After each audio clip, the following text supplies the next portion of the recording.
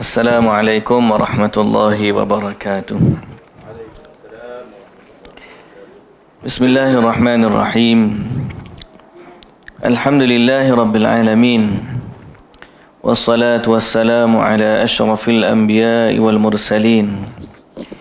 Nabiyyina Muhammadin wa ala alihi wa sahbihi ajma'in. Rabbi syrah li sadri wa yassir li amri wa hlul 'uqdatan min lisani yafqahu qawli, amma ba'du. Puji dan syukur bagi Allah Subhanahu wa taala, Tuhan pencipta sekalian alam. Selawat serta salam atas Nabi junjungan kita Nabi Muhammad sallallahu alaihi wasallam, juga atas ahli keluarga baginda, para sahabatnya dan para pengikutnya yang setia sehinggalah ke hari kiamat. Alhamdulillah.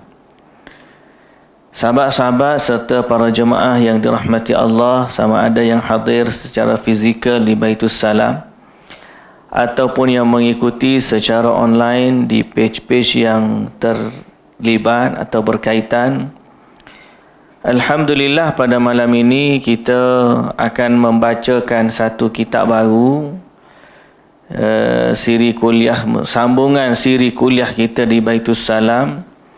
Setelah daripada baru ni kita dah tamatkan bacaan kita terhadap kitab Talbis Iblis.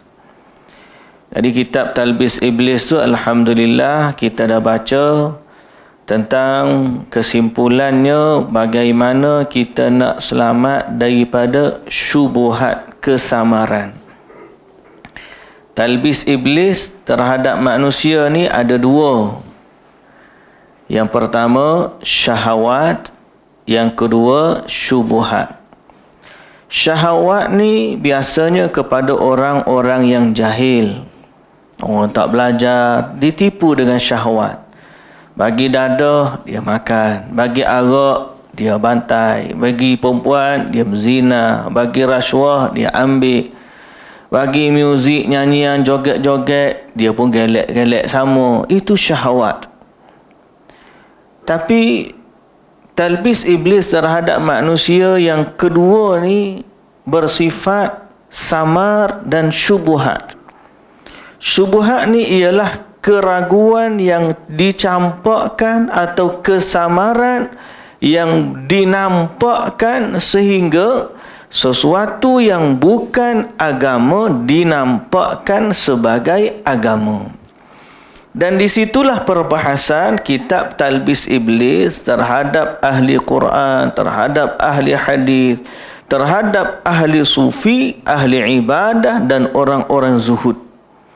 So kita dah jelaskan betapa bagaimana sebahagian daripada manusia yang nak beragama tetapi kerana syubhat yang ada mereka terpesong dari jalan agama.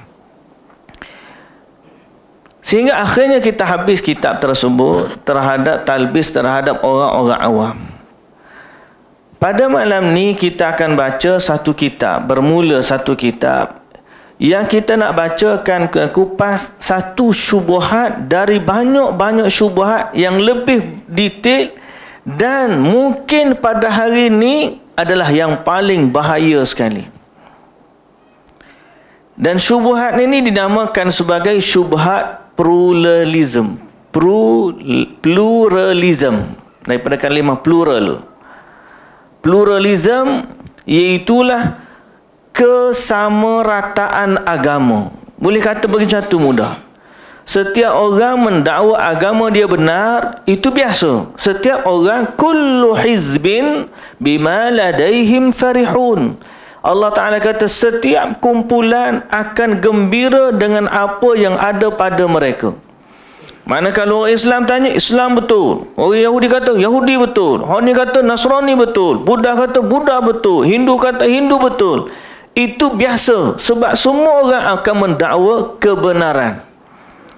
Dan semua orang bila mendakwa kebenaran, yang lain daripada dia pastinya tidak benar. Itu asalnya. Sehinggalah di akhir zaman kita ni, mari satu kefahaman yang baru yang disebut sebagai pluralism. Di mana datang satu da'iyah ajakan menganggap mana-mana agama pun sama je. Semua agama ni mengajak kita kepada kebaikan. Dan lagi bahaya, semua agama ni akan mengantarkan pengikutnya ke dalam syurga. Ini yang berlaku di zaman kita pada hari ini. Dan ini bahaya, syubhat yang bahaya, kerana syubhat melibatkan akidah. Dalam siri kuliah kita, dalam akidah sebelum daripada ni kita dah bahaskan bahawa tidak semestinya seorang itu keluar agama Islam, masuk ke dalam agama lain untuk jadikan dia murtad. Cukup seandainya dia menganggap ada satu agama lain yang sama levelnya dengan Islam, sudah cukup menyatakan dia telah keluar dari agama Islam. Apatah lagi kalau dia menganggap semua agama yang ada ni sebenarnya sama je. Muslimin dan muslimat yang dirahmati Allah, inilah syubhat yang ada di akhir zaman. Dan kita tak bimbang, kita tak kisah kalau syubhat ni ada dari orang kafir. Kalau orang Kristian yang mendakwa Kristian sama je dengan Islam, Kristian betul, Islam betul, kita nak tak ada masalah ikut dia. Dia nak kata macam tu, kita kata Islam je betul. Kalau Yahudi, dulu dia ada sifat eksklusif. Allah Ta'ala kata dalam Quran dulu, Yahudi very eksklusif. Wa qalu lan yadkhulal jannata illa man kana hudan aw nasara. Dulu dalam Quran Allah Ta'ala sebut Yahudi kata tidak akan masuk syurga. Wa qalu, mereka ahlu kitab, dia kata la yadkhulul jannata, tidak akan masuk syurga melainkan orang Yahudi ataupun Nasrani. Quran kata macam tu, menukilkan daripada ahli kitab. Jadi zaman dulu dia pun eksklusif. Dia kata hanya Yahudi betul, hanya Yahudi masuk syurga. Takkan masuk syurga melainkan orang Yahudi. Takkan masuk Kristian melainkan orang Kristian. Dan kalau pluralism datang daripada mereka, kita pun tak kisah ikut dia. Kalau dia nak kata agama dia betul dan Islam betul, kita tak ada masalah. Memang kita kata Islam betul.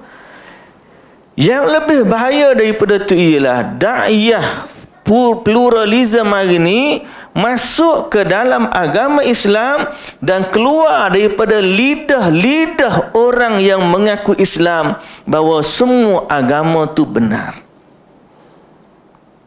Ini paling bahaya. Dan buku-buku ditulis tentangnya. Lagi dahsyat lagi, penulis-penulis dia beragama dengan kita, berbangsa sama dengan kita, berbahasa sama dengan kita.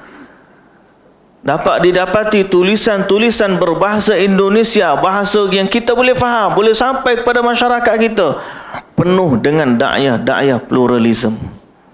Ada tesis master, ada tesis PhD, terutamanya di belah-belah Indonesia lah, datang masuk kepada kita dan mendakwah perkara tersebut.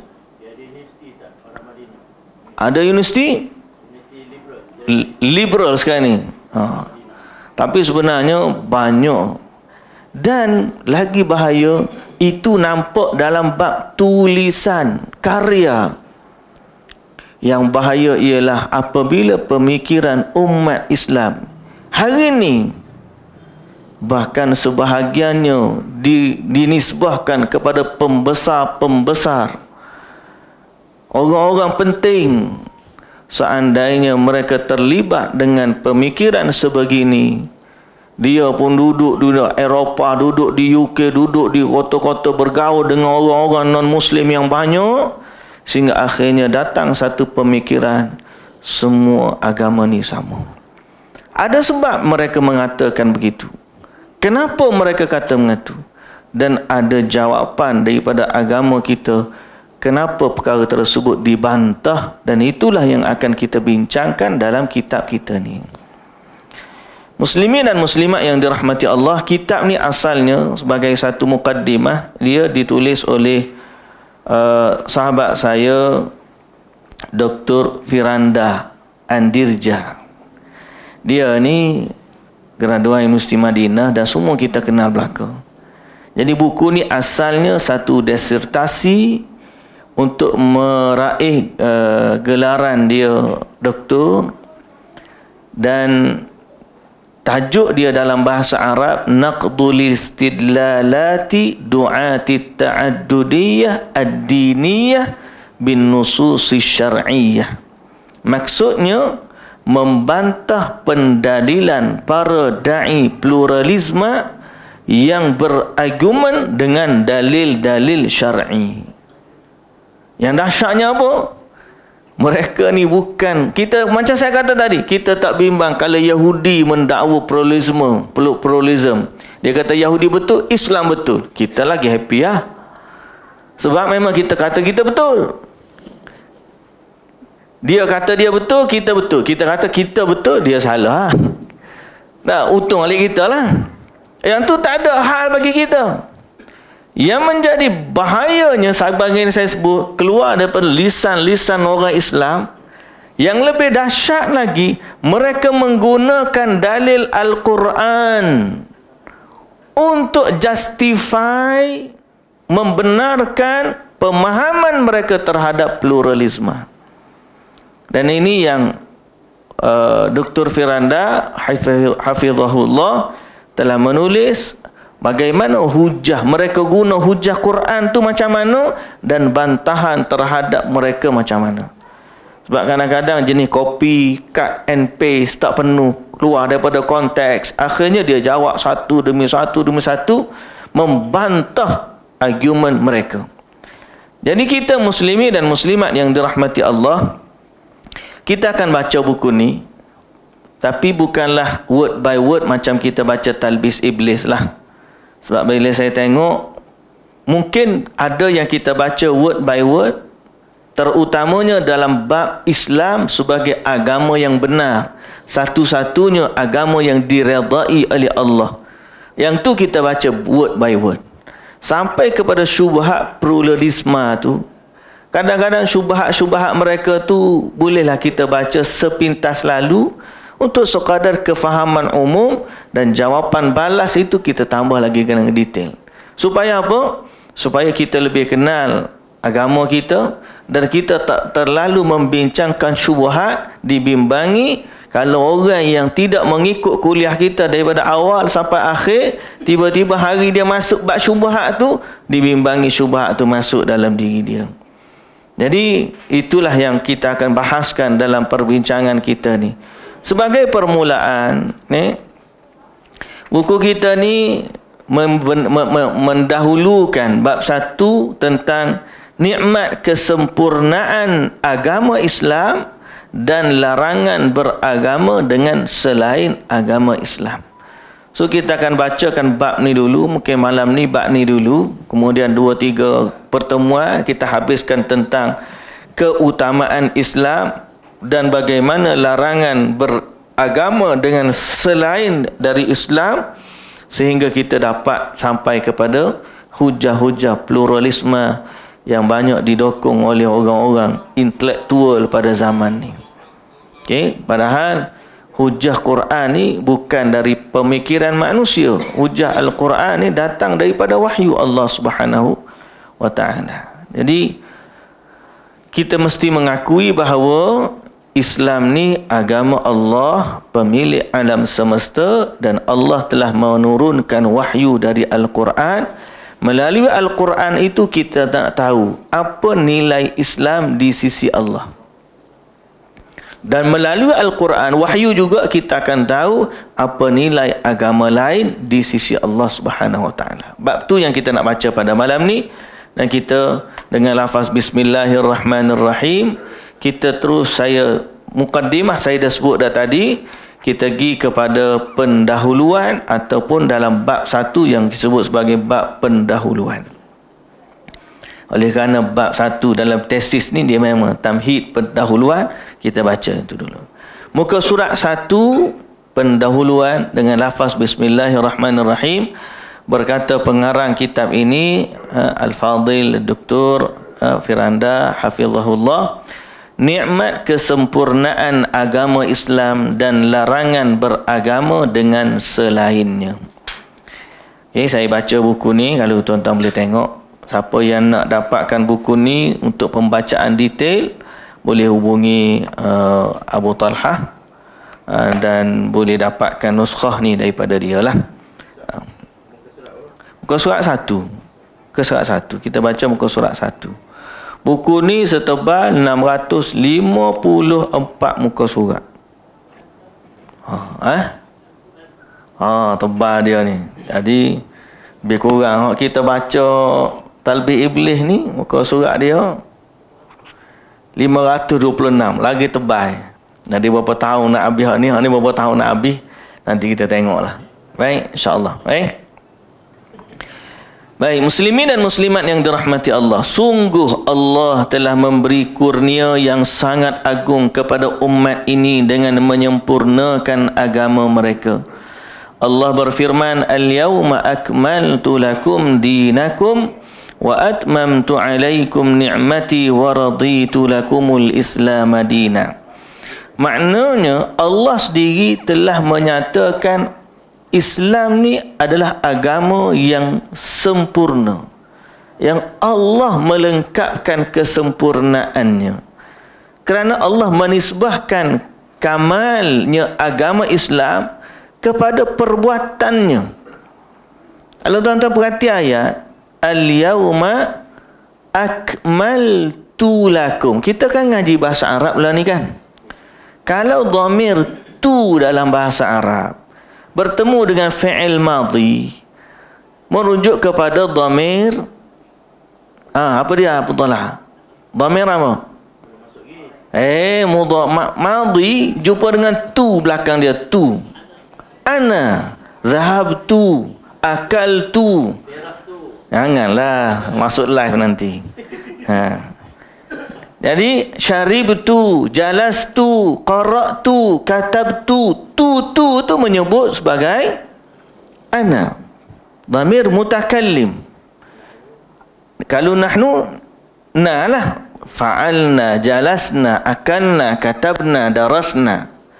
Bila Allah Ta'ala kata al-yawma akmaltu lakum, akmaltu lakum, aku sempurnakan bagi kamu.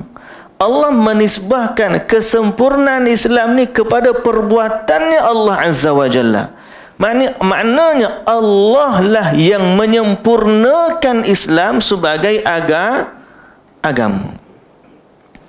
Dan Allah Ta'ala kata, wa atmamtu, aku cukupkan bagi kamu nikmatku, wa raditu, dan aku redha Islam bagi kamu sebagai agama. Jadi semua penisbatan ayat ini kembali kepada Allah selaku Tuhan pemilik alam semesta. Kalau kita tanya agama apa yang Allah redha? Islam. Agama nikmat apa yang Allah sempurnakan? Islam. Agama apa yang paling sempurna yang Allah sempurnakan? Islam. Sebab Allah Ta'ala kata, Dia sempurnakan Islam, Dia cukupkan nikmat, dan Dia redha Islam sebagai agama. Al-yawma akmaltu lakum dinakum wa atmamtu alaikum ni'mati wa raditu lakumul Islama dina.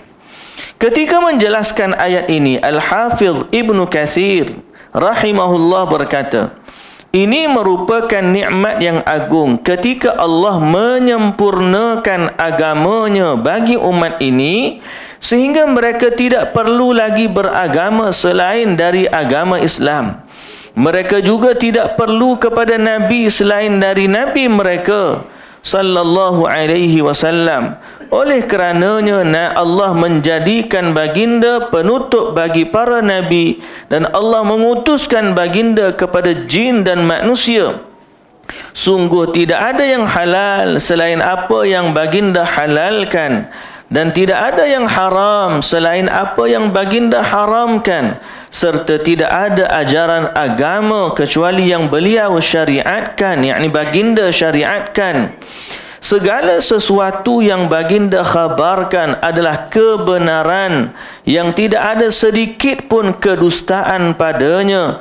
Hal ini sebagaimana difirmankan oleh Allah Subhanahu wa ta'ala, wa tammat kalimatu rabbika sidqan wa adla, telah sempurnalah nikmat kalimah Tuhanmu, yakni Al-Quran, sebagai kalimat yang benar dan adil. Tidak ada yang dapat merubah kalimah-kalimahnya, dan dialah yang maha mendengar lagi maha mengetahui. Jadi semua ni Allah yang kata. Sebab tu kita nak tahu kebenaran ni, sebelum kita pergi lebih jauh, kita pasak dulu satu asas. Sebelum kita pergi jauh lagi, kita letak dulu satu kayu asas. Apa kayu asas yang kita nak bawa lepas daripada ni? Ialah kayu asas kita, kebenaran itu ialah apa yang dinilai benar oleh Allah. Itu neraca kita. Kerana kalau kita neraca kebenaran di sisi manusia, very subjektif. Kalau tanya siapa pun dia akan kata dia betul. Tak? Semua orang akan kata dia betul. Sekarang ni kita nak cari kebenaran yang diiktiraf benar oleh siapa? Oleh Allah. Di situ kayu asas kita. Kita pacak situ. Lepas daripada ni kita pergi, apa yang dianggap benar ialah yang benar di sisi Allah. Bila Allah kata sesuatu, pandangan kita doesn't matter. Allah kata ni benar, saya rasalah takkanlah macam tu. Sebab kalau kita pergi nanti, kita akan baca antara punca berlakunya pluralism ialah kerana kita terlalu terbiasa bermuamalat dengan orang non-Muslim. Zaman kita ni zaman integrasi. Tahu integrasi? Zaman integrasi. Zaman dulu, kalau kita belajar sejarah, pensyarah Cina tu hak cakap Melayu nama Tio apa? Tio apa nama tu? Boleh cakap Melayu tu. Tak ingatlah nama dia tu. Ada orang tanya dia, apa yang membezakan orang Malaysia dengan orang lain, pendatang di Malaysia dengan pendatang di negara lain? Kenapa kita tak boleh jadi macam Indonesia yang bercakap satu bahasa? Kenapa kita tak boleh jadi macam Thailand sebagai satu bahasa? Padahal ada Cina di Indonesia, sampai pekat nama Cina pun tak boleh bawa. Betul tak? Ahok yang kata nak jadi gubernur Jakarta gitu, yang kata penista agama tu, Ahok. Nama dia bukan Ahok. Nama dia apa dia? Purnawijaya ke nama dia? Purna ke apa tahu nama dia? Bukan nama Ahok, nama panggilan dia. Pasal apa? Dia nama Indonesia. Kalau kita pergi di Taksin Sinawat, bangsa Cina, pergi Thailand, bercakap berbahasa Thailand, guna nama Thailand. Kenapa orang Malaysia? Jawapan dia apa? Nah, ni kita masuk bab sejarah pula gini tiba-tiba ni. Ko Kim Kim dah meninggal. Seorang lagi. Seorang lagi, ada seorang lagi. Yang rambut penting besar. Biarlah tak aku nama dia. Kalau jumpa tak apa, tak jumpa tu. Ko Kim meninggal dah. Baik. Jadi dia kata apa? Sebab asas pembinaan negara. Asas pembinaan negara Indonesia ialah asimilasi. Asas pembinaan negara Thailand adalah asimilasi. Maknanya apa? Pendatang yang datang mesti jadi orang setempat, berasimilasi dengan penduduk setempat. Bila buat negara Malaysia, kata dia lah, saya pun tak kaji sangat pun, dia kata kerana kita punya dasar adalah integrasi. Maksud integrasi, dia dengan cara dia, kita dengan cara kita, dan kita hidup dalam keadaan harmoni. Tapi Integrasi zaman dulu lain, integrasi zaman lain dia dah jadi lain. Integrasi zaman dulu orang Cina pun boleh baca Jawi, boleh cakap Melayu. Nah, zaman lain dia tak nak tu dah. Apa yang akhirnya setelah integrasi ni berlaku dan setelah asimilasi juga berlaku, walaupun mereka bersama dari sudut satu bahasa, tapi agama mereka masih berbeza. Akhir sekali dia hidup dalam komuniti yang bersama. Dan dalam bab ni asimilasi lagi parah. Pasal apa? Sebab dia merasakan kita satu bahasa, satu bangsa Indonesia. Agama kita agama berlainan, tapi bangsa kita sama. Bangsa Indonesia. Integrasi ada sikit, dia bangsa ni, kita bangsa kita. Kita masih berbeza. Sehingga akhirnya pada dia tak bercampur. Integrasi tak bercampur. Asimilasi bercampur. Sehingga bahayanya menyebabkan pluralisme makin subur. Subur. Mereka boleh berkahwin rentas agama. Pasal apa? Dia menganggap NKRI dia ataupun dulu Pancasila lah ni masih lagi. Itulah yang menyatukan mereka. Agama bukanlah satu keutamaan. Akhir sekali menyebabkan rentas agama dan mewujudkan satu kefahaman pluralisme dalam agama. Jadi, kembali kepada topik yang saya sebut di awal tadi.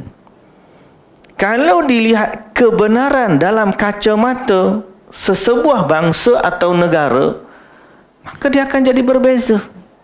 Pada yang akan konsep asimilasi, dia boleh terima. Integrasi tak. Kita bangsa kita, dia bangsa dia. Kita integrasi, kekal. Dia bahasa dia, budaya dia, masyarakat dia, duduk sama-sama dia. Tapi diiktiraf sebagai warga negara. Bangsa Melayu, bercakap Melayu, begini, diiktiraf sebagai masyarakat. Kita penduduk asal. Datang orang India, macam tu juga. Berbahasa dia, berbudaya dia, duduk sama-sama dia, tapi diiktiraf. Setiap orang ada komponenti masing-masing. Tapi disatukan dalam satu taraf warga negara dan sepatutnya mereka boleh berbahasa Melayu lah. Tapi itu tak berlaku pak kita. Asimilasi lagi dahsyat. Asimilasi ni campur. Sehingga akhirnya bila bercampur, kita nak kata dia ahli syurga, kita ahli syurga, dia ahli neraka, dia jadi macam takkanlah kot.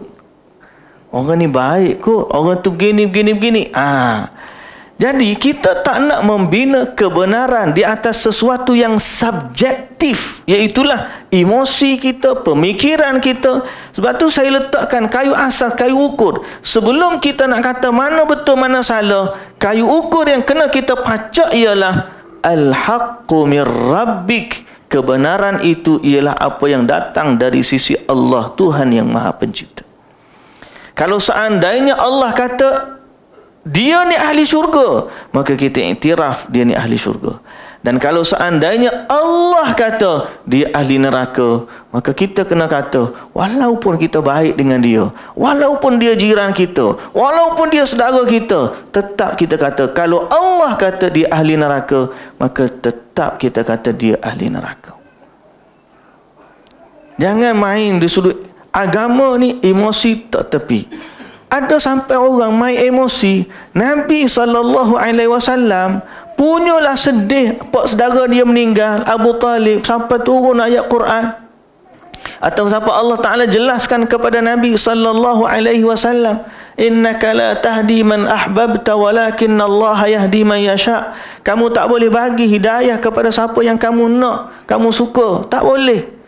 Sehingga akhirnya Abu Talib, sejarah menyatakan dia meninggal di atas agamanya Abdul Muttalib.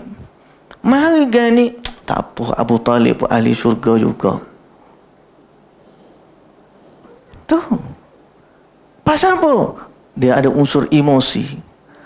Datang seorang lagi, Pak Ustaz, nama adalah Pak Ustaz. Baca surah Tabat yada Abi Lahab bin Watab.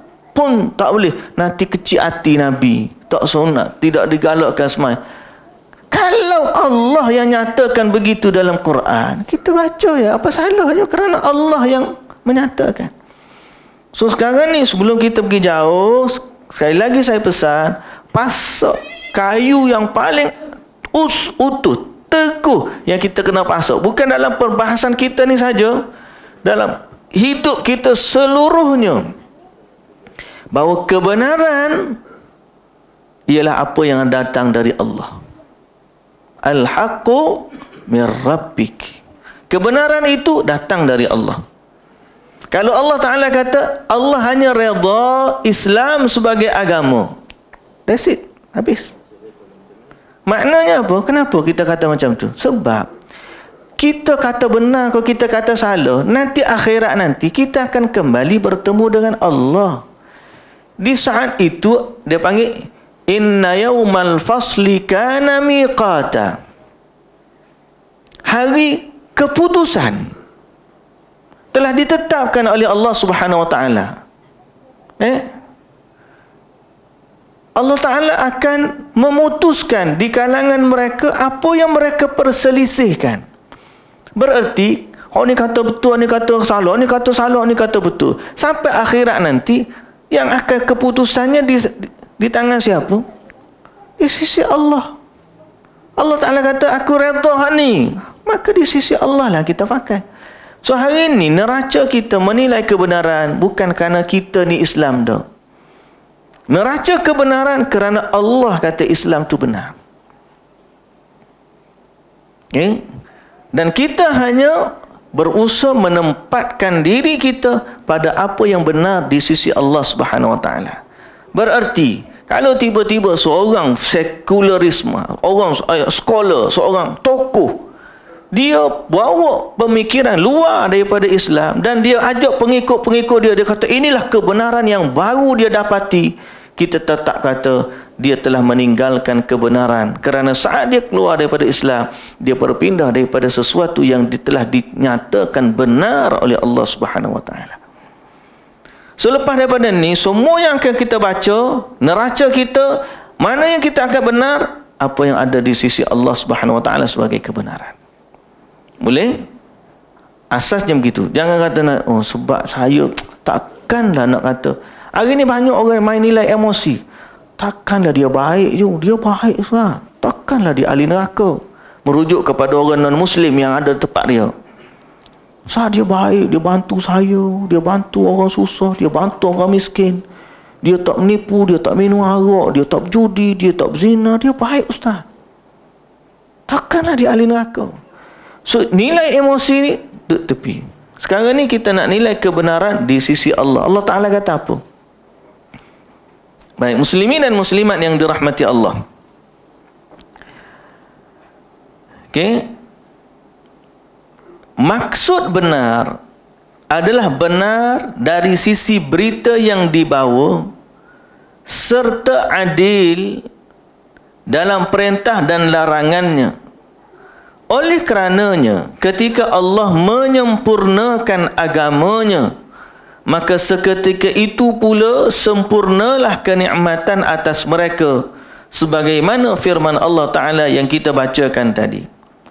Kerana itulah, redailah juga oleh kalian agama Islam ini sebagai agama kalian.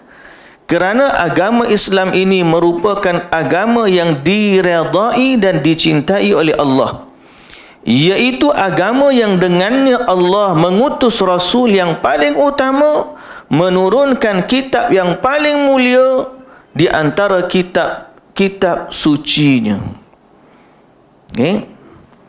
Dan Allah Subhanahu wa taala kata, kita akan baca banyak ayat ni berkaitan dengan bab ni.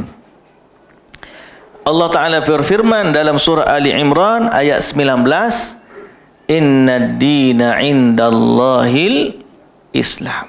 Jelas. Allah Ta'ala kata, dia sendiri, firman ni firman dia. Sebab tu kita satu lagi tadi saya duk baca-baca kitab ni. Kitab ni banyak kumpul ayat Quran. Dalam kitab ni juga banyak kumpul hadis Nabi. Dalam kitab ni juga banyak kumpul kalam ulama. Tapi bagi orang yang tahu ni Quran, dia akan tahu nilai Quran. Kalau orang tak tahu, dia akan menganggap macam sama je. Sehingga saya terfikir padalah Nabi dulu sallallahu alaihi wasallam, dia tak bagi sahabat tulis hadis di awal Islam supaya nak suruh orang fokus kepada Quran tu nombor satu. Sehingga akhirnya orang kenal, oh ni ayat Quran, Allah kata. Dan apa yang Allah Ta'ala kata tak sama dengan apa yang orang lain kata. Jadi sebab tu bila disebut tentang Quran, kena letak dia hujah yang paling tinggi. Allah kata dalam Quran, maknanya Allah sendirilah kata, inna dina indallahil Islam. Agama yang ada di sisi Allah, agama yang Allah valid di sisi Allah, hanyalah Islam. Kalau Allah Ta'ala kata begitu, pada kita, ni satu hujah yang qati', maknanya habis kena hak ni cukup dah bagi kita. Tapi ada syubhat yang pluralisme bawa lepas daripada ni, yang kita akan jawab balik. Tapi sesungguhnya ayat ni pada kita cukup dah. Ayat yang kedua Allah Ta'ala kata, wa man yabtaghi ghairal islami dina, wa man yabtaghi ghairal islami dinan falan yuqbala minhu wa huwa fil akhirati minal khasirin. Maksud dia, sesiapa yang mencari agama selain dari agama Islam, Allah tidak akan menerima sekali-kali darinya agama itu. Siapa kata? Allah by himself. Allah sendiri yang kata. Siapa yang datang bawa dengan agama, bawa bertemu dengan Allah, Allah Ta'ala tak terima. Ni, bila Allah Ta'ala tak terima, kalau kita baca dalam ayat-ayat yang lain, bukan setakat tak terima biasa. Innal ladzina yashtaruna bi ayatillah thamanan qalila ulaika la khalaqa lahum fil akhirah wa la yukallimuhumullah wa la yanzuru ilaihim yaumal qiyamah wa la yuzakkihim wa lahum adzabun alim. Mereka pertama tak ada bahagian baik di akhirat sebab dia sembah Tuhan lain. Allah tak akan pandang mereka, Allah tak akan bercakap dengan mereka, Allah Ta'ala tidak akan mensucikan mereka, dan Allah azab mereka dalam azab yang pedih. Allah yang kata. So di sisi kita, Islam agama benar bukan kerana kita sombong. Ada orang kata, siapa yang kata dia je sombong, dia je betul, sombong. Kita jangan sombong ke Islam ni, jangan kata kita je betul. Siapa yang kata kita yang betul, kita sombong. Ini bukan kesombongan, ini kebenaran. Allah yang kata agama di sisi Allah hanya Islam. Siapa yang datang kepada Allah bawa agama selain dari Islam, Allah tidak akan terima, dan pada hari akhirat dia termasuk dari orang yang rugi. Boleh rujuk surah Ali Imran ayat 85. Al-Hafiz Ibn Katsir meriwayat berkata, "Faman laqiyallaha ba'da bi'satihi Muhammadan sallallahu alaihi wasallam bidinin ala ghairi syari'atihi falaysa bimutaqabbal." Wa qala fi hadhihi al-ayah mukhbiran binhisari ad-din al-mutaqabbal 'indahu fil Islam. Jadi kata di Ibnu Katsir, kata oleh Ibnu Katsir dalam mentafsirkan ayat tadi, sesiapa yang bertemu dengan Allah setelah terutusnya Nabi Muhammad dengan membawa agama yang dibangun atas syariat selain syariat Nabi, selain syariat yang Nabi bawa, maka agama tersebut tidak akan diterima oleh Allah. Dan Allah dalam ayat ini mengkhabarkan bahawa satu-satunya agama yang diterima di sisinya adalah Islam.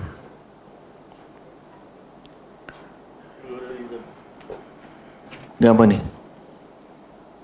Oh, Syahrukh. Memanglah, ni lama dah. Ini 4 hari lepas. Tapi dia memanglah muda. Bini dia pun Hindu.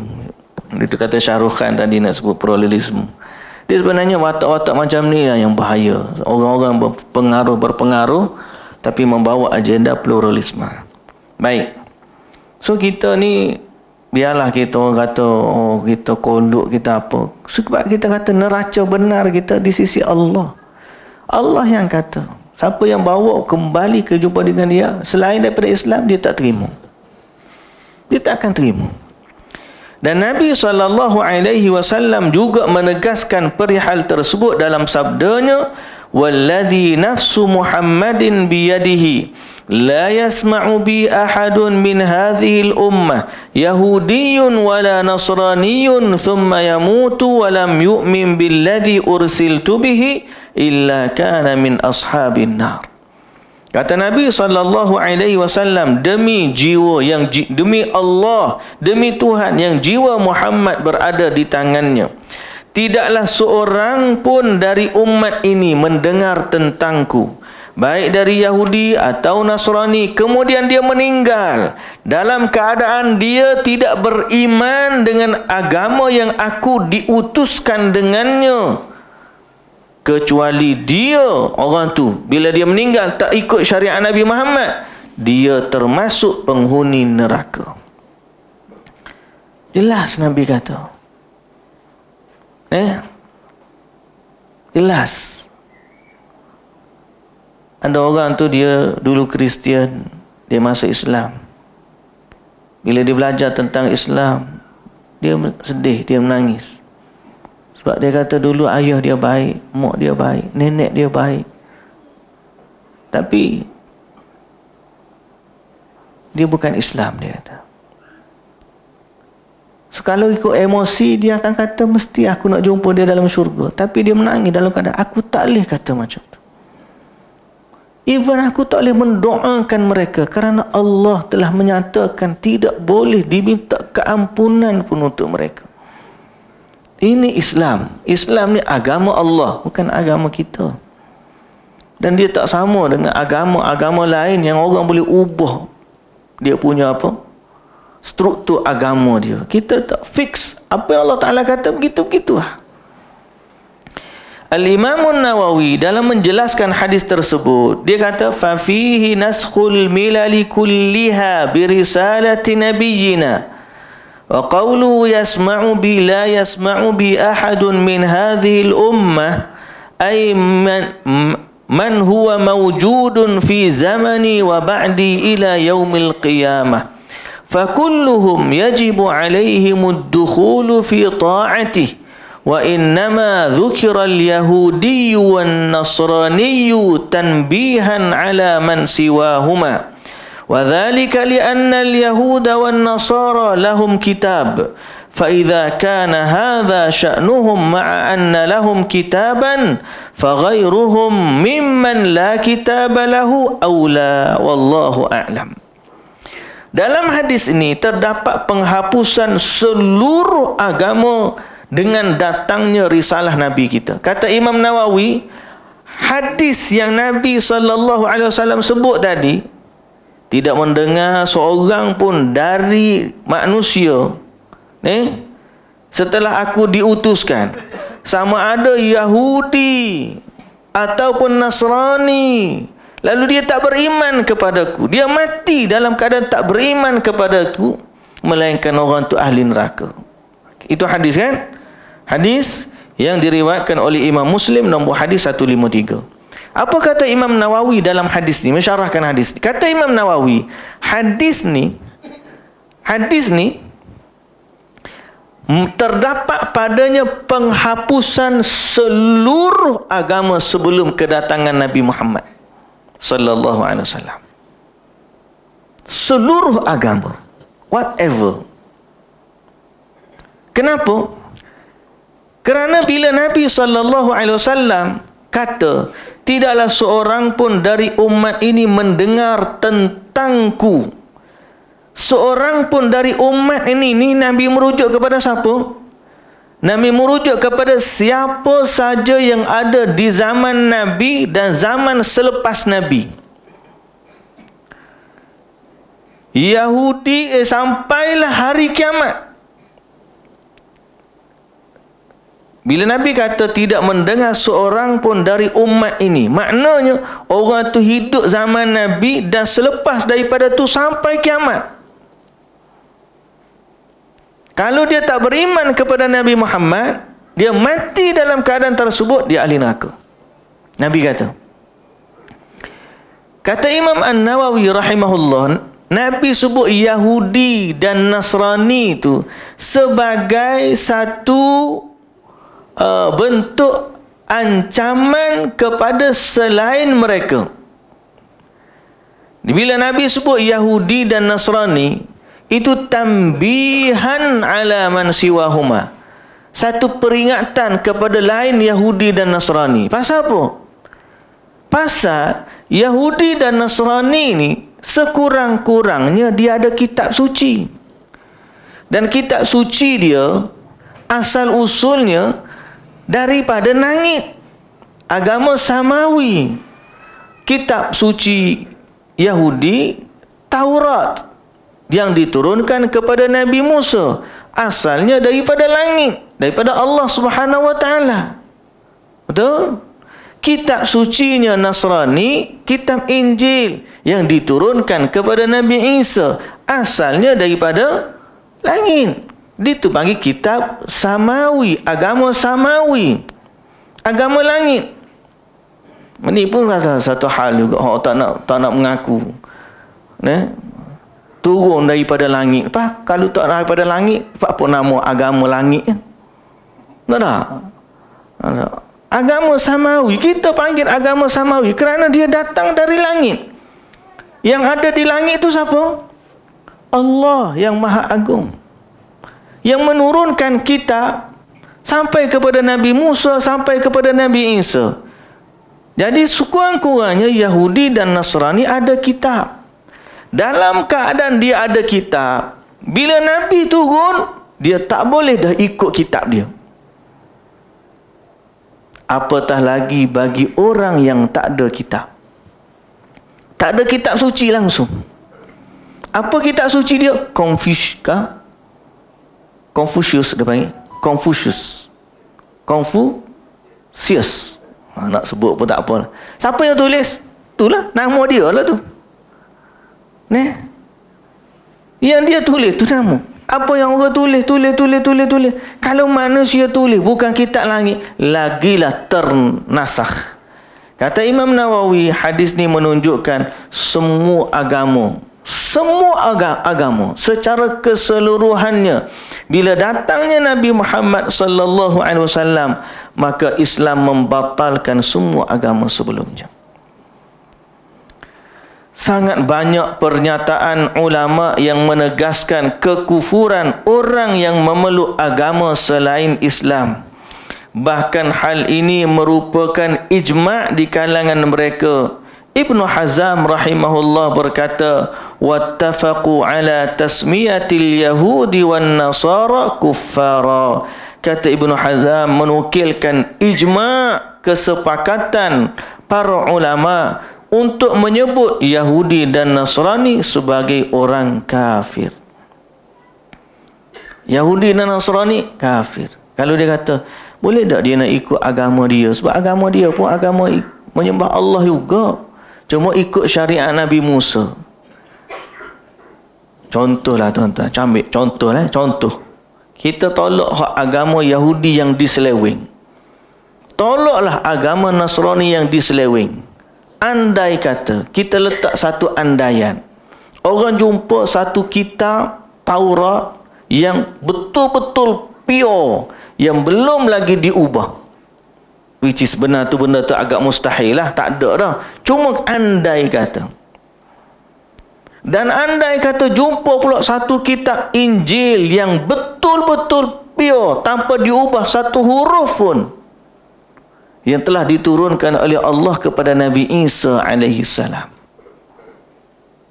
Tiba-tiba hari ni dia kata, boleh tak saya nak ikut yang betul daripada Nabi Musa, yang betul daripada Nabi Isa? Apa jawapan dia?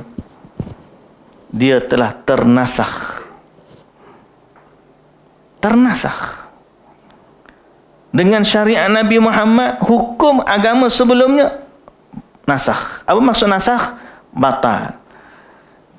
Old Testament, New Testament, the final testament. Bila kata the final ni, latest. Bila yang latest, kemudian kita tak pakai dah. Ini makna hadis ni hak Nabi SAW sebut, kata Imam Nawawi. Dan para ulama sepakat, even Yahudi dan Nasrani yang ada kitab suci ni pun mereka panggil kafir. Maka apatah lagi agama selain daripada tu. Dan ni bila orang dengar, oh nampak dah dia ekstremis, dia kata. Ini satu penjenamaan kepada orang Islam yang tegar dengan akidah kepercayaan dia. Akhir sekali mereka menghukum mereka dengan jenama ekstremis. Pasal apa? Nampak dia je betul. Tuan-tuan, kita bukan ekstremis ni kalau dia kata dia betul tanpa alasan munasabah.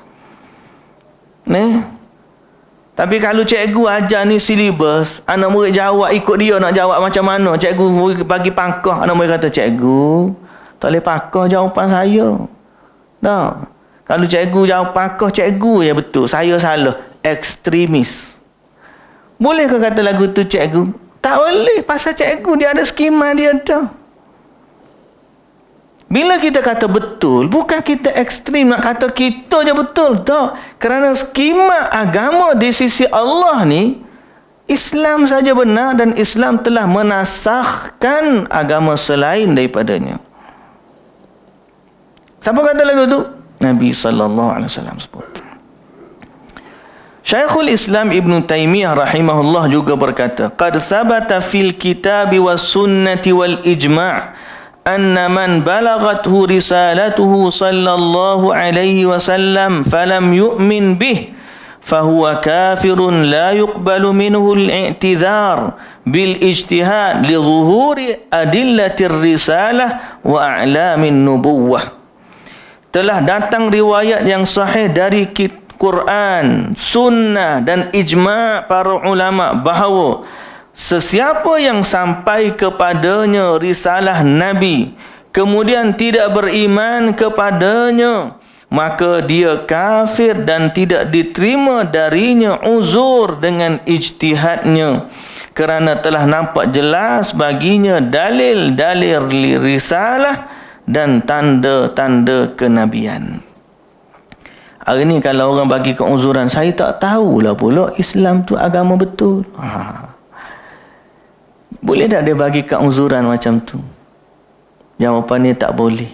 Pasal apa? Sebab dalil tentang Islam ni sudah jelas. Islam sudah disampaikan kepada Nabi, oleh Nabi kepada umat, dan disampaikan. Hari ni orang nak tahu tentang Islam, buka Google, internet pun dah boleh tahu. Dan hari ni kitab Quran dicetak ni berpuluh, beratus, berjuta, berpuluh juta nuskhah, diterjemahkan dalam pelbagai ratusan bahasa. Ada lagi dah alasan orang kata saya tak tahu pula Islam ni agama tu. Alasan dia tak boleh terima pasal apa? Allah Ta'ala akan kata, bukankah aku dah turunkan Al-Quran dan Quran telah pun sampai kepada kamu, cuma kamu je tak baca. Kalau dia betul-betul baca, dia akan tahu. Jadi tugas kita, kadang-kadang sebahagian daripada tugas kita adalah menyampaikan risalah ini kepada orang non-Muslim. Bahkan para ulama juga menyatakan tentang kufurnya orang-orang yang tidak mengkafirkan non-Muslim. Dahsyat. Walihada nukaffiru man dana bighairi millat. Al-Qadhi Iyad berkata, walihada nukaffiru man dana bighairi millatil muslimina minal milal aw waqafa fihim aw syakka aw sahhaha madhhabahum wa in azhara dhalik ma'a dhalika al-islam wa'taqada ibtala kulli madhhabin siwahu fahuwa kafirun biizhari ma azharahu min khilafi dhalik. Oleh kerana itu, kata Qadhi Iyad, kami mengkafirkan orang yang beragama dengan selain agama Islam, atau orang yang abstain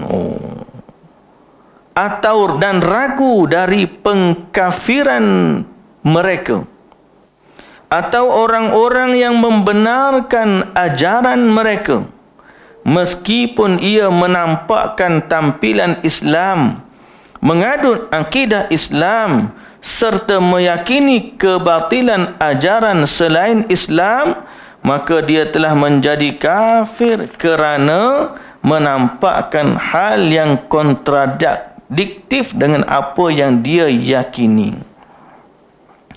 Sehingga kata Al-Qadhi Iyad, orang yang tidak beriman dengan Islam kafir. Orang Islam yang tidak mengkafirkan orang yang nyata kekafirannya. Contohnya dia tiba-tiba kata, orang Yahudi pun betul juga, kita tak boleh panggil dia kafir, dia pun benar.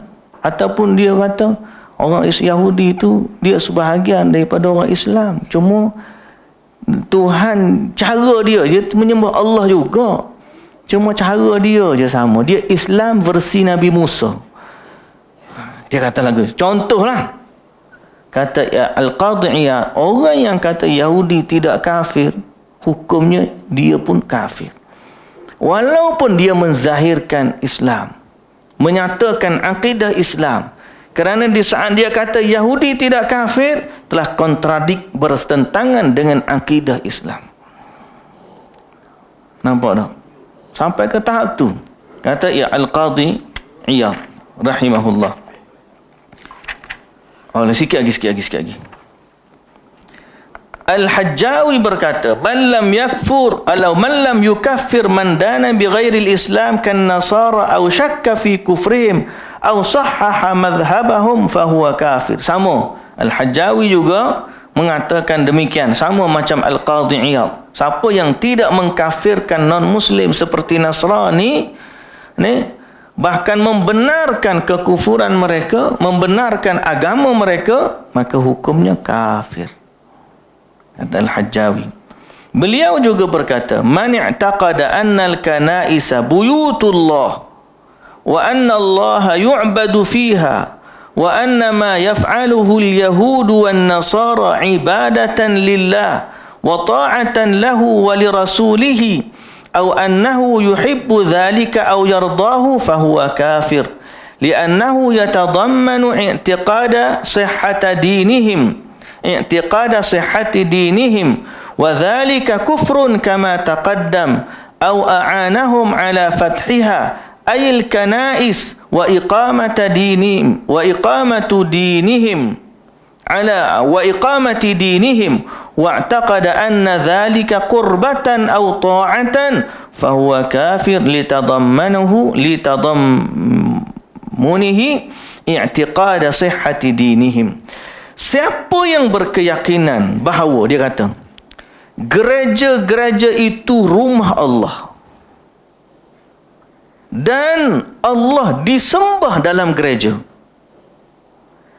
dan atau bahawa apa yang dilakukan oleh orang Yahudi dan Nasrani adalah ibadat kepada Allah, ketaatan kepada Allah dan Rasulnya, atau meyakini bahawa hal tersebut merupakan kewajipan mereka, atau dia meredai perbuatan mereka, maka orang itu juga dia telah kafir. Kalau kita pergi jumpa Yahudi semua Allah juga, ikut dia, tak apa. Jadi kamu redalah dia duduk dengan agama dia. Kita mana dia betul, kita betul. Dia betul juga, itu cara dia betul. Dia masuk syurga, dia agama Allah, dia pun sembah Allah juga. Tempat ibadat dia pun rumah Allah juga. Siapa yang meyakini begitu, kata Al-Hajjawi, orang ini telah bertentangan dengan akidah Islam. Pasal apa? Di sisi kita apa dia? Syariat Allah ni, Islam, ajaran Nabi Muhammad telah membatalkan semua syariat sebelumnya. Jadi dia tidak valid lagi. Kalaupun dia sembah Allah, dia kata dia sembah Allah, tetap saja kafir kerana dia menyembah tidak ikut syariat Nabi Muhammad sallallahu alaihi wasallam. Ni kerana dia tidak mengikut syariat Nabi Muhammad sallallahu alaihi wasallam. Dan siapa yang tidak mengkafirkan mereka, berarti mereka tidak meyakini bahawa syariat Nabi Muhammad itu telah memansuhkan. Jadi seolah-olah kata Nabi Muhammad dusta. Sebab Nabi Muhammad yang kata. Nah, siapa Yahudi dengan aku tak beriman, dia mati ahli neraka. Tiba-tiba mu kata boleh. Jadi kamu telah mendustakan Nabi Muhammad lah kalau macam tu. Sebab tu hukum orang yang tidak mengkafirkan, orang yang nyata kekufuran seperti ini, kata Al-Qadhi Iyad, kata Al-Hajjawi dalam kitab ni, hukumnya dia juga boleh jadi kafir. Dahsyat.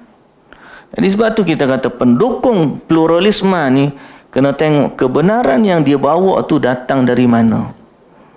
Jangan dari emosi dia, jangan dari minda dia, jangan daripada, kena firm. Kalau Allah kata itu benar, benar. Tapi kalau Allah Ta'ala yang kata benda ni salah, salahlah dia.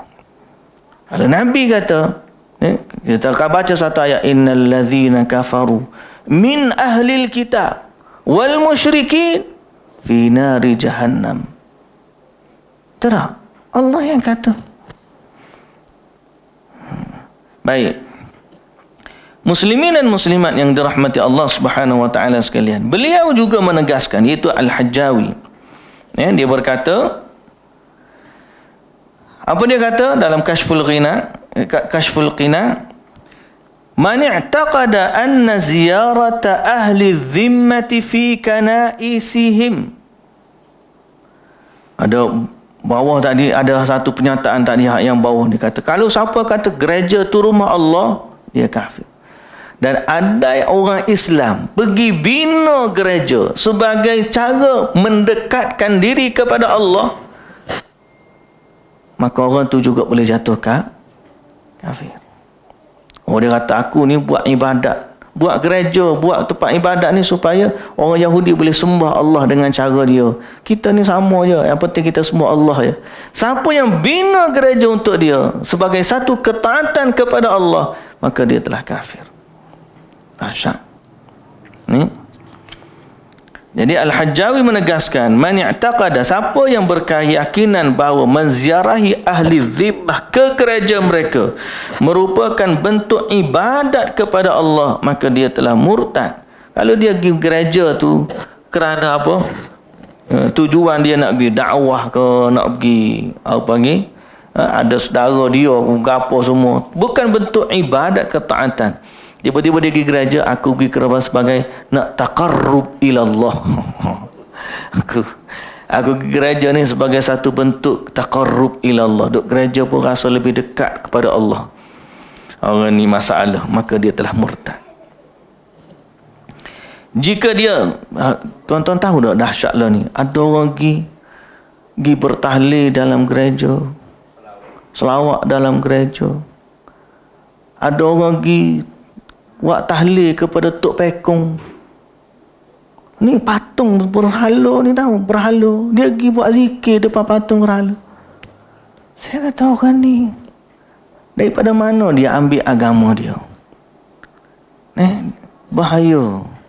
Jangan ambil agama daripada, antara perkara pluralisme yang berlaku, faktor yang dibincangkan dalam kitab ni ialah golongan batiniyah. Golongan batiniyah ni orang yang menganggap Islam ni ada yang kulit, ada yang isi. Dia ni hak isi punya, jadi dia nampak semua ni termasuklah berhala, dia nampak Allah. Ni semua kerancuan, kebingungan yang ada dalam pemikiran batiniyah. Sampai dia kata firman dia hululiyah, Tuhan ni menjelma dalam makhluk, Tuhan ni bersatu dengan makhluk. Sampai tengok tokong pun nampak Tuhan. Orang ini gila dah ni, tahap gila. Syirik yang bukan kata orang kafir dulu pun tak kata macam ni. Orang kafir musyrik dulu kalau tanya, sembah patung-patung, ni semua Allah. Tak, dia kata ni patung ni perantara je. Allah tu hak berkuasa atas kita ni, patung ni perantara. Mari geng batiniyah, patung tu adalah jelmaan Allah. Pokok jelmaan Tuhan. Keindahan ni jelmaan Tuhan. Dia panggil hululiyah. Ini antara sebab pengaruh kenapa pluralisme boleh tersebar. Allahul musta'an. Muslimin dan muslimat yang dirahmati Allah, sesungguhnya agama yang siapa yang membenarkan dakwaan yang kita sebut tadi, maka sesungguhnya dia telah mendustakan firman Allah, innad dina indallahil Islam. Beragama dengan selain agama Islam merupakan kekufuran secara maklum minad dina bid darurah. Syekhul Islam Ibn Taymiyah rahimahullah berkata, innal yahuda wan nasara kuffarun kufran ma'luman bil ittirar min dinil Islam. Hampir tidak ada seorang muslim pun yang tak tahu perkara ini, bahkan yang baru masuk Islam sekalipun. Dulu orang kalau masuk Islam, automatik dia akan kata Islam je betul, Yahudi Nasrani tak betul. Tapi kebelakangan ini didapati para penyeru liberalisme dan pluralisme agama yang mempropagandakan bahawa orang-orang Yahudi, Nasrani dan para pemeluk agama selain Islam pada zaman ini bukanlah orang-orang kafir, sehingga mereka juga akan masuk syurga bersama orang Muslim. Menurut mereka syurga tidak dikhususkan hanya untuk orang Muslim. Mereka juga memberikan label negatif terhadap orang yang berpegang dengan ajaran Islam yang benar dan tidak menyetujui pandangan mereka sebagai kalangan ekstremis, radikal, kolut dan seterusnya. Yang ini kita sebut tadi. Jadi muslimin dan muslimat yang dirahmati Allah, akhirnya zaman kita ni memang banyak fitnah lah, boleh kata lagu itulah. Jadi kita ni kelompok kecil nampak lama-lama. Tapi biarlah orang nak label apa pun, yang penting kayu asas yang kita sebut tadi, kita berpegang kepada kebenaran dari Allah. Yang kata inna dina indallahil Islam ni Allah sendiri, bukan kita. Yang kata wa may yabtaghi ghairal islami dinan fala yuqbala minhu, siapa cari agama selain dari Islam tidak akan diterima di akhirat nanti dan dia akan termasuk orang rugi. Yang kata macam tu Allah, bukan kita. Kita hanya berpegang dengan apa yang Allah Ta'ala kata. Maka seandainya orang nak tuduh ni ekstrim, radikal dan kolut dan sebagainya, ketinggalan zaman dan seumpama dengannya, biarkanlah siluncai dengan labu-labunya. Kita berpegang teguh dengan apa yang Allah Ta'ala kata. Semoga Allah Ta'ala menetapkan iman kita dan akidah kita, dan untuk berpegang dengan apa yang diwahyukan oleh Allah Subhanahu wa Ta'ala. Dan bukanlah bererti bila kita kata gitu secara automatik mana kita kena pergi perang bunuh mereka, dah. Itu bab lain. Mengajak mereka untuk Islam itu ada tahap dia, bukan semestinya jadi radikal dah. Asasnya kita nak kata ini agama. Kalau agama dia salah, maka tugas kita mengajak dia kembali kepada kebenaran. Tugas kita menyampaikan kebenaran kepada dia.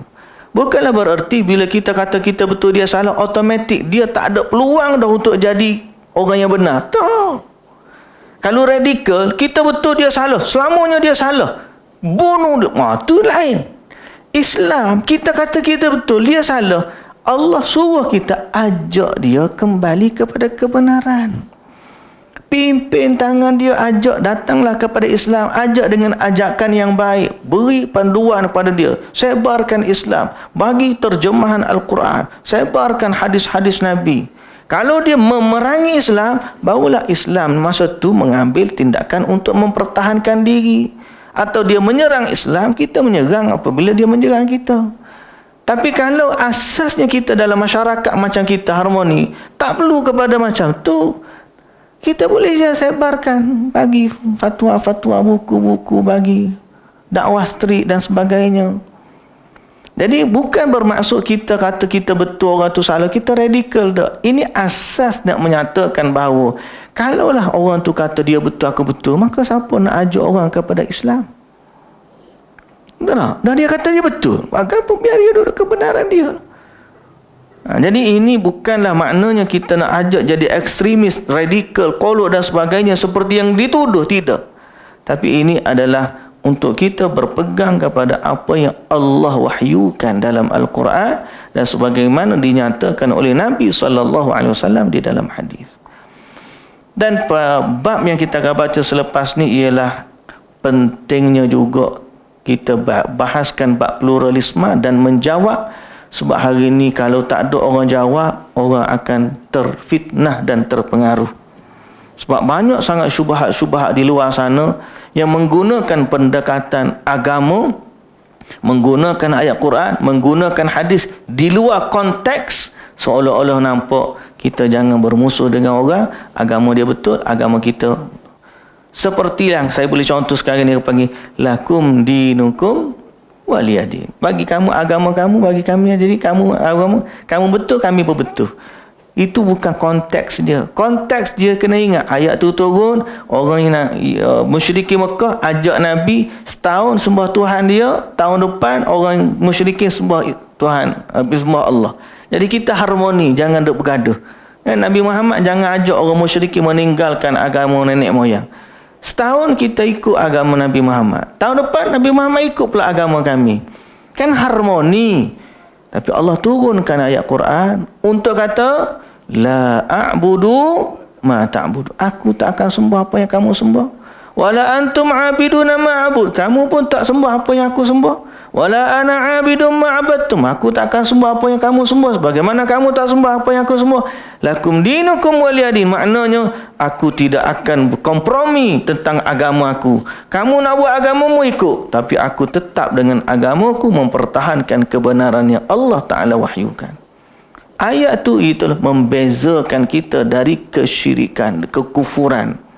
Bukan ayat tu nak justify mereka tu agama yang benar. Jadi konteks ayat tu kena betul. Hari ni ramai orang salah guna, konteks tertipu dan sebagainya. Itulah pentingnya kita baca buku ni. InsyaAllah kita ikhtiarkan supaya dapat khatamlah buku ni. Sekali lagi jazahullahu khairan kepada penulis buku ni, Al-Fadhil Dr. Firanda, di atas penulisannya. Moga-moga dia memberi manfaat kepada kita semua. Wallahu ta'ala alam. Subhanakallahumma wa bihamdika asyhadu an la ilaha illa anta astaghfiruka wa atubu ilaik. Aqulu qawli hadha wa astaghfirullahal azim li wa lakum. Assalamualaikum warahmatullahi wabarakatuh.